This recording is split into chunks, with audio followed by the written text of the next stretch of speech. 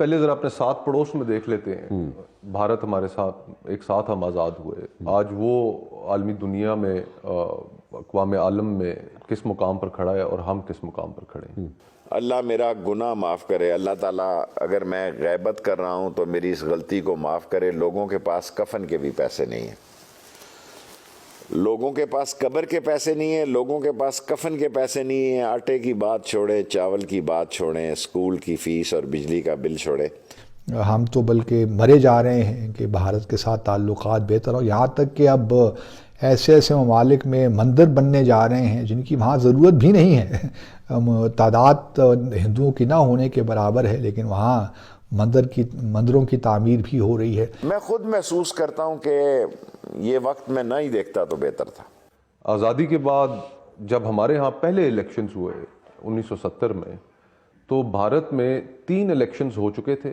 3 parliaments ان کی 5-5 سال کی مدت پوری کر چکی تھیں اور چوتھا الیکشن ہونے جا رہا تھا. ٹھیک, ہم اپنے بنیادی مسائل ہی نہیں طے کر پائے. کیا کہیں گے میڈ ان انڈیا نے انڈیا کو کہاں سے کہاں پہنچا دیا؟ انڈیا میں 74th ریپبلک ڈے سیلیبریٹ کیا گیا ہے اور اس میں 2 میسیج انہوں نے پوری دنیا کو دیے ہیں, جس میں سے ایک یہ ہے کہ انڈیا یونائٹڈ ہے. بہترین ممالک میں انہوں نے اپنا اس حوالے سے نام جو ہے وہ قائم کیا ہے. انڈیا کی جو مین ریزن ہے نا اس کی آگے جانے کے وہ یہ ہے کہ انہوں نے جب سے made in India banana start کیا نا تب سے وہ آگے نکلنا سٹارٹ کیا. تو جیسا کہ دوستو آپ نے کلپ میں دیکھا, پاکستان میڈیا یہ چرچا کرا ہے کہ بھارت 75 سالوں میں کہاں سے کہاں پہنچ گیا اور ہم آج بھی وہیں بیٹھے ہوئے ہیں, بلکہ ہمارا حال اس سے بھی بدتر ہو گیا ہے. پاکستان کی ڈگمگاتی ارتھ ویوستھا اب ڈوبنے کے بے حد قریب پہنچ گئی ہے. حال ہی میں فائنینشل ٹائمز کی رپورٹ میں اس بات کی چیتاونی دی گئی ہے کہ پاکستان کی ارتھ ویوستھا پتن کے بالکل قریب ہے. پاکستان کے ودیشی مدرا بھنڈار میں بھاری کمی آئی ہے, جس کارن سامان سے بھرے ہزاروں کنٹینر بندرگاہوں پر اٹکے ہیں. پاکستان اگر IMF سے مدد کے لیے اس کے بیل آؤٹ پروگرام کو سویکار کرتا ہے تو پاکستان کے ایک منتری احسان اقبال کے انصار سڑکوں پر دنگے ہوں گے. برٹن کے اخبار فائنینشل ٹائم میں ایک رپورٹ پرکاشت کی گئی ہے جس میں وشلیشکوں نے چیتاونی دی ہے کہ پاکستان جلد ہی شری لنکا بن سکتا ہے, پاکستان میں دنگے ہو سکتے ہیں. دیکھیں بڑا انفارچونیٹ ہے رانا بھائی, ہم پہلے ذرا اپنے ساتھ پڑوس میں دیکھ لیتے ہیں. بھارت ہمارے ساتھ ایک ساتھ ہم آزاد ہوئے. آج وہ عالمی دنیا میں اقوام عالم میں کس مقام پر کھڑا ہے اور ہم کس مقام پر کھڑے ہیں. آزادی کے بعد جب ہمارے ہاں پہلے الیکشنز ہوئے 1970 میں, تو بھارت میں 3 الیکشنز ہو چکے تھے. 3 پارلیمنٹس ان کی 5-5 سال کی مدت پوری کر چکی تھیں اور چوتھا الیکشن ہونے جا رہا تھا. ٹھیک, ہم اپنے بنیادی مسائل ہی نہیں طے کر پائے. اب ہمارے سامنے المیہ یہ ہے کہ آج 75 سال گزرنے کے بعد پاکستان کس مقام پر کھڑا ہے. کیا آپ مطمئن ہیں جس طریقے سے یہ ملک 75 سال سے چلتا رہا ہے کیومولیٹیولی؟ آپ دیکھ لیں, حالی تو ساڑھی عمر ہی کوئی نہیں. قوموں کے لیے یہ بڑی عمر ہوتی ہے. 25 سال بعد انشاءاللہ ہم 100 سال کے ہو رہے ہوں گے. تو کیا اس وقت بھی بیٹھ کے ہم یہی گفتگو کر رہے ہوں گے جو ہم آج کر رہے ہیں؟ یہ وہ گفتگو ہیں جو قومیں اپنی ابتدا میں طے کر لیتی ہیں. آج اگر سرویز آتے ہیں اور کہتے ہیں کہ 70% جو نوجوان ہے اس ملک کا وہ یہ ملک چھوڑ کے جانا چاہتا ہے, تو اس سے پھر آپ سمجھ سکتے ہیں کہ اس ملک سے اس نوجوان کو کتنی امید ہے. ہر سال 25 لاکھ نوجوان ہماری جاب مارکیٹ میں ایڈ ہوتا ہے. ہمارے پاس کیا اس ملک میں ان کو دینے کے لیے روزگار ہے؟ تعلیم, کیا معیاری تعلیم ہم دینے کے اس قابل رہے ہیں؟ ڈگریاں بیچ رہے ہو تسی, چل رہا ہے. انڈیا میں 74th ریپبلک ڈے سیلیبریٹ کیا گیا ہے اور اس میں 2 میسیج انہوں نے پوری دنیا کو دیے ہیں, جس میں سے ایک یہ ہے کہ انڈیا یونائٹڈ ہے اور سیکنڈ نمبر پہ جو ڈرل کی گئی ہے اس میں جتنے بھی ویپن یوز کیے گئے ہیں آلموسٹ وہ میڈ ان انڈیا تھے. پاکستان کی پبلک سے, پاکستان کی یوتھ سے آج میں بات کروں گا کہ پاکستان بھی ایک ریپبلک ہے, اسلامک ریپبلک ہے. کیا وجہ ہے کہ ہم لوگ اس طریقے سے میڈ ان پاکستان کو پروموٹ نہیں کر پا رہے؟ کیا ہم بھی یونائٹڈ ہیں یا ہم سندھی, پنجابی, بلوچی میں بٹے ہوئے ہیں؟ انڈیا نے آج 74th ریپبلک ڈے سیلیبریٹ کیا ہے, بڑی دھوم دھام سے کیا. دنیا کو میسیج یہ دیا ہے, ایک تو انڈیا یونائٹڈ ہے, ان کا یہ میسیج ہے. دوسرے نمبر پہ میڈ ان انڈیا کو بہت زیادہ انہوں نے پروموٹ کیا ہے. جو ان کی پریڈز وغیرہ ہوئی ہیں اس میں جو بھی ویپن یوز ہوئے ہیں وہ موسٹلی میڈ ان انڈیا کے تھے. جی ٹھیک ہے. سوال یہ ہے کہ پاکستان بھی ریپبلک, اسلامک ریپبلک کہلواتا ہے. پہلے تو یہ بتائیں اسلامک اور ریپبلک دونوں چیزیں ایک ساتھ ہو سکتی ہیں؟ دیکھیں بات یہ ہے کہ سب سے پہلے تو انڈیا کے موضوع پہ بات کرنے سے پہلے تعصب کی اینک اتارنی ہوگی ہمیں.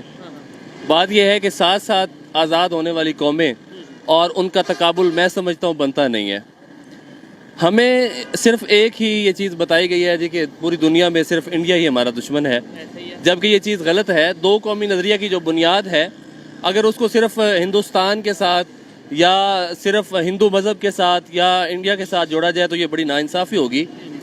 دو قومی نظریہ جو ہے نا، وہ بنیادی طور پر دو قومیں ہیں، ایک امت مسلمہ ہے اور ایک امت کفر ہے. جہاں تک بات ہے انڈیا کی ترقی کی، تو جو انہوں نے یہ میسج دیا ہے کہ وہ جمہوریت میں بہت آگے ہیں، تو کچھ چیزیں ہیں جو میں یہاں پہ بات کرنا چاہتا ہوں. پہلی چیز تو یہ ہے کہ انڈیا میں مجھے لگتا ہے کہ ان کے ادارے جو ہیں نا وہ حکومت کے انڈر ہی ہیں، نمبر ایک. نمبر دو، آپ ان کی فلم انڈسٹری دیکھ لیں، آپ ان کی آئی ٹی انڈسٹری دیکھ لیں، وہ آپ ان کی امپورٹ ایکسپورٹ دیکھ لیں، ٹھیک ہے، آپ ادھر آ جائیں تھوڑا سا. جی آپ ان کی امپورٹ ایکسپورٹ دیکھ لیں، تو میں سمجھتا ہوں کہ بہترین ممالک میں انہوں نے اپنا اس حوالے سے نام جو ہے وہ قائم کیا ہے. 21 توپوں کی سلامی کے ساتھ made in India 105 mm Indian field guns, tank, missile, یہاں تک کہ ایئر ڈیفنس میزائلز کی نمائش کی گئی. یہ بات تو ہمیں بہت پہلے سے معلوم ہے کہ انڈیا جو ہے وہ اپنے ویپنز خود بناتا ہے. انڈیا اپنے ویپنز خود بنانے کی مہارت رکھنے کے ساتھ ساتھ دوسرے ملکوں میں ایکسپورٹ بھی کرتا ہے. اس کے برعکس اگر ہم بات کریں پاکستان کی، تو پاکستان اپنی ضروریات ہی پوری نہیں کر پا رہا، اور پاکستان ویپنز کے لیے ابھی تک خود کفیل نہیں ہے. ہمیں ہمیشہ دوسرے ملکوں کی طرف دیکھنا پڑتا ہے. اسی پر آج بات کریں گے پاکستان کے عوام سے کہ انڈیا جس طرح میڈ ان انڈیا کو پروموٹ کر رہا ہے، کیا کہیں گے میڈ ان انڈیا نے انڈیا کو کہاں سے کہاں پہنچا دیا؟ ایک ٹائم تھا جب 1947 میں انڈیا نے ہمارے ساتھ انیشیٹو لیا تھا، اور اگر ہم 90 کی بات کریں تو انڈیا کا مطلب یہ کر لیں کہ 19-20 کا فرق چل رہا تھا. لیکن اب آ کے اس نے ایسی گروتھ کی ہے، میں یہ سمجھتا ہوں کہ ان کی، دیکھیں پاکستان بھی ہمارا ملک ہے، ہم نے اس کو لے کے آگے جانا ہے، ہم نے سوچا. لیکن انڈیا کی جو مین ریزن ہے نا اس کی آگے جانے کی، وہ یہ ہے کہ انہوں نے جب سے made in India banana start کیا نا، تب سے وہ آگے نکلنا سٹارٹ ہوئے. مین چیز یہی ہے. دیکھیں ہم نے کوئی چیز بنانی ہوتی ہے، جیسے ہمارا JF-17 تھنڈر ہے، اس کا جو انجن ہے وہ رشیا سے آتا ہے، اس مینوفیکچر رشیا سے ہو رہا ہے. اگر ہم نے کوئی بھی چیز، اب آپ اس کی بات کریں، انہوں نے آٹو جو موبائل کمپنی ہے بیٹ کیا، چائنا کو بیٹ کیا، وہ جاپان کو بیٹ کیا، تیسرے نمبر پہ آگے. مین میں آپ کو بتاؤں، اگر ان کا جو مین چیز تو ریزن یہی ہے کہ انہوں نے میڈ ان جو انڈیا بنا رہے ہیں وہ ہے. اوپر سے ان کا مین مسئلہ یہ ہے کہ وہ جو ہے نا ان کی اسٹیبلٹی ہے، وہ اپنی عوام کا سوچتے ہیں. یہ چیز ہے، جب بھی انہوں نے کوئی چیز بنانی ہوتی ہے نا تو ان کے جتنے انویسٹر ہیں نا وہ ان کا ساتھ دیتے ہیں. ہم لوگ یہ سوچتے ہیں کہ ہم نے صرف جو ہماری گورنمنٹ انیشیٹو لے گی تو ہم کچھ کریں گے. عام پبلک، ان کی عام پبلک اسٹوڈنٹ بھی یہ سوچتے ہیں کہ یار ہم نے اس پہ کام کرنا ہے.